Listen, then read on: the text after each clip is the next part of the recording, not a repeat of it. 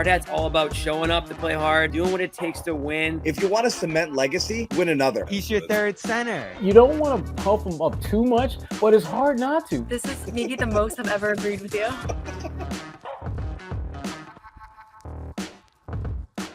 Another thing that happened this week is Jaylen Brown went on his Don't Trade Me tour of Boston.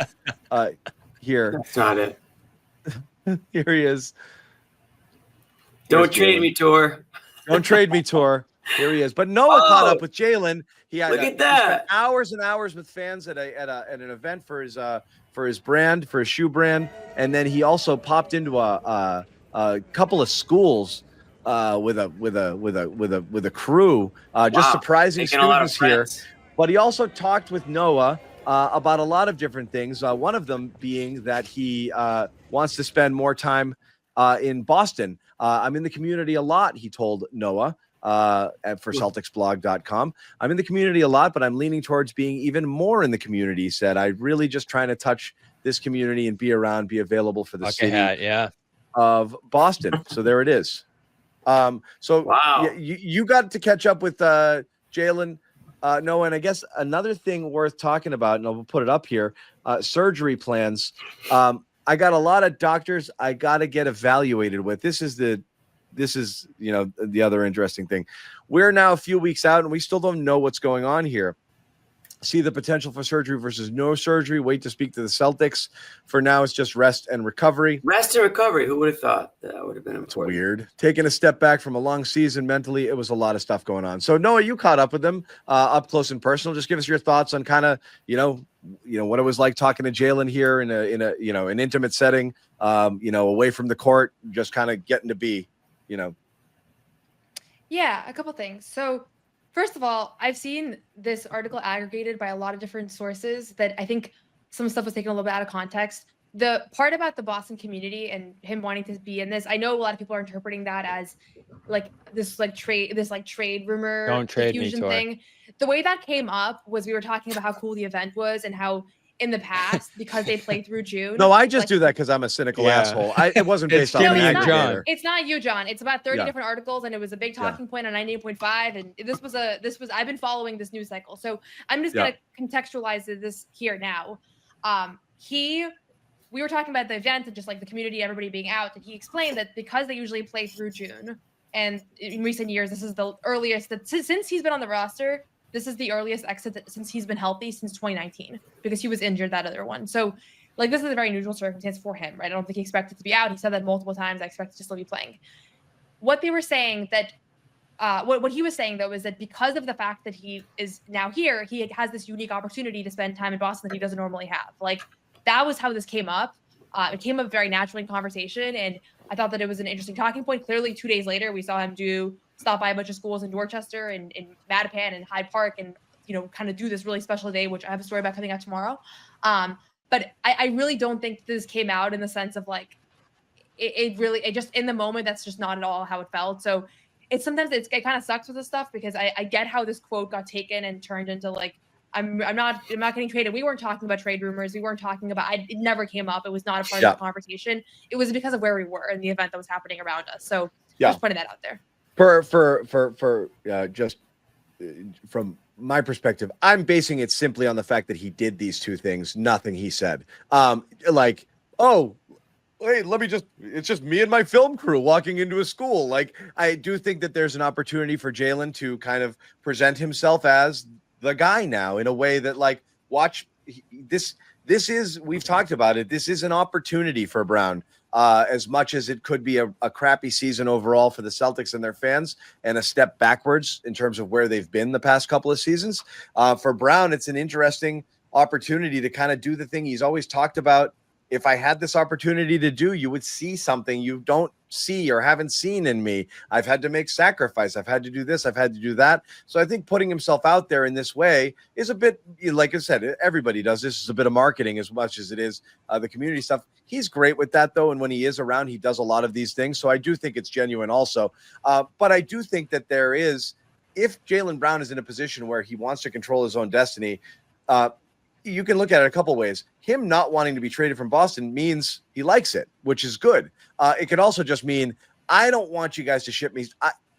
I controlled my destiny and my decision to sign here, and I decided to be here. I don't want to go wherever it is that you feel like sending me because you've blown it up. And that's probably a real thing for Jaylen Brown right now. Like, it's whoever you are, everybody, they're happy, right? Like, they like it here. They won a championship a year ago. Derek White, you think he wants to be traded? No. For Holiday, I don't think he wants to be traded. Like, none of these guys. So I think it's natural to try to do anything in your power to, like, you guys, everybody loves me, right? That's like, the positive please out don't of this. get rid of me. Yeah. Yeah, that's the positive out of this. Yeah. Yeah, whether it was sincere. I don't think they want to go. Yeah. Whether it's sincere or marketing, it's still good that the end result there is he wants to be here, because it's not an ideal situation right now. And for him to step up and want to embrace that leadership position on the court, in the community, whatever that is, I think that's good for him. I think that's good for Boston. As you said, John, he's always been someone who does stuff like this. So I don't look at it too cynically.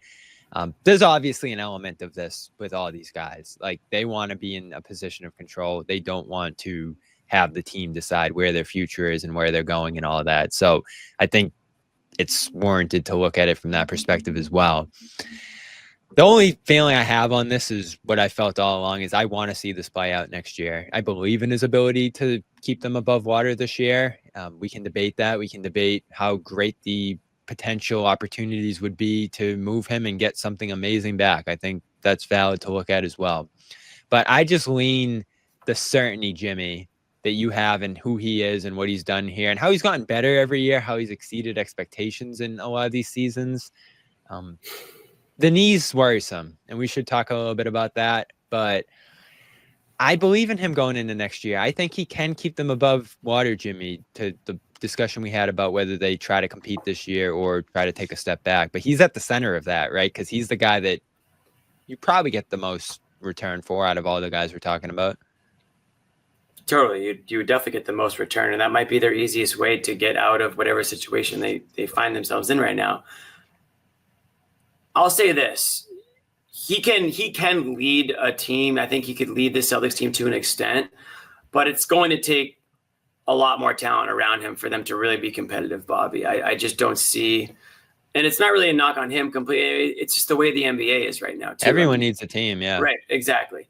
I think, to everyone's point, and, John mentioned it, it's if he ends up sticking with the Celtics, it's a huge year for him next year, because he gets his opportunity to show that he is not a 1A, but a 1, and that he can, lead the team to the playoffs. If, obviously the goals will be a little bit different next year, depending on how things shake out. But it'll be very easy for them to exceed expectations. I was going to say, if the expectation is to just make the playoffs, sure, I think Jaylen Brown could lead this team to the playoffs if they keep, if Derek White sticks around and Peyton Pritchard, has a bigger role and a few other things fall their way. I think they can be a playoff team.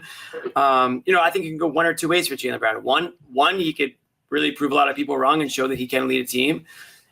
And two, he might prove some people right, that they don't think that he is that alpha and they don't think that he's capable of it. And that could really hurt his stock in some way. So the Celtics would have a decision to make if they feel like they can't eventually afford both Tatum and Brown. Obviously, Tatum you can't trade at this point.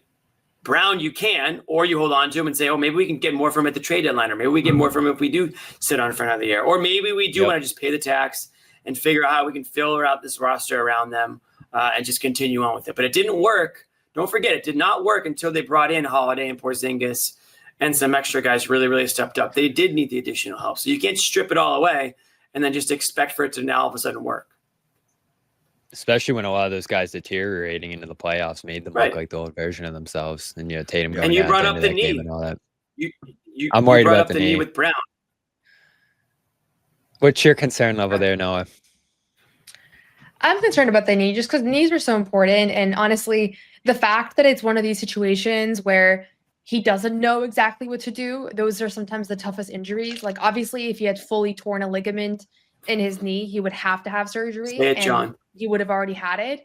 But I mean, we've talked about this before. I think meniscus injuries are scary because they linger. I hate hearing meniscus. I hate it. Yeah, the second that we saw that report, it sucks. And and again, we know partial tear, but partial tear can mean a lot of different things. But if I had to guess right now, I don't think he's going to have surgery. Like, that's the inclination I have. I don't think he's going to have surgery. I think that he's going to consider it and meet with a bunch of specialists and try to find a way to not get surgery for his knee, because a lot of times meniscus knee surgeries like are the beginning of many other knee procedures. Like if you go back to some of these players, and so a lot of players want to avoid that first one. So I do think that he's going to avoid it. On the trade piece, like the one thing I will say is I wouldn't be surprised if he wants this surgery thing out there for his trade value, much more so than the Boston community tour, because I didn't ask him about the knee surgery. He brought it up. And so that is the one thing I will say. Yeah. That is the one thing I will say that from the I'm risky. Yeah. From reporting, like he wanted to keep everything low key during the playoff run, because why would you want opposing teams to know exactly what you're dealing with? But as soon as it ended, this reporting came out, and then he was very candid about how he's considering surgery. So that part makes sense, and it's super intuitive too. Like if you were a player that didn't want to get traded, I'd be like, my legs. What happened to no structural damage? Right. So Brad and him have a different tune right now about the knee. Yeah, that was clear. When we went from why do you say that, Noah? Because when we talked about it last, we kind of went into the whole like technically with the meniscus, as you were saying, you talked to the doctor and you said the whole thing about like everyone's got some partial tearing. Anybody who's been an athlete or done something that as much an impact sport as basketball is, with these guys running, jumping, cutting, there's going to be small tearing in almost everybody's knee if you looked closely enough. So structurally it probably is technically sound. Why do you say now that what Brown said differs than what Brad said when he said, or even what Brown said during the season? Because Brown said structurally sound, then Stevens said it, then Brown changed his tune. What was different? It's not, and maybe it's a little bit of a reaction. It's not that they said something factually different. It's just that I left Brad Stevens' press conference feeling like the knee was kind of a non-issue, and then 5 days later, I'm talking to Jaylen himself, and he's telling me I'm seeing a bunch of doctors to see if I need to get surgery. And Brad, just in general, minimized all of the issues. He made it sound like Porzingis was going to be healthy next week. Like this is just a general feeling of like, is this supposed to be happening? Yeah. This is called B-roll, Noah. Okay. So, I thought I clicked on something. So so Porzingis, like the same thing. Brad made it seem like it's just post-viral syndrome. He'll be fine really soon. We're excited he's playing in Latvia this summer. Like all that stuff, he's going to downplay it. And to me, that's like, okay, why would he not downplay it if he is at all shopping for these guys? Like they are going to want to make these guys seem as healthy as possible. So that's all. No one's sneaking a vegan brownie by me, I'll tell you that. Okay, you know what, John? We're going to do it. You have to feel that way too, Bobby. I have to feel that way. Let's slide Al over and make Luke your first center. Bobby, we gave you Luke an hour early. We're not going to end this on a damn conversation about Luke